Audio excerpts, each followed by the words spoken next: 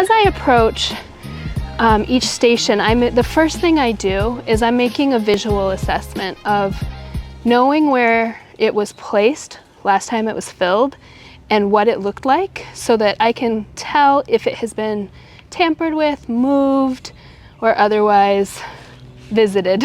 And this one I can tell has, because I secure the top of this feeder with that rock that's a couple feet from it now. Usually keep this guy over here.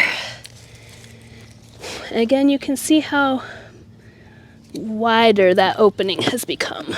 When a box is collapsed like this, as opposed to just eaten in a bigger way, I can tell that that's something that has been reaching in, trying to get a hold of it. So this was likely visited by a raccoon last night, because this box was new yesterday. So you can tell that there's some little muddy hands have been reaching in here trying to get a hold.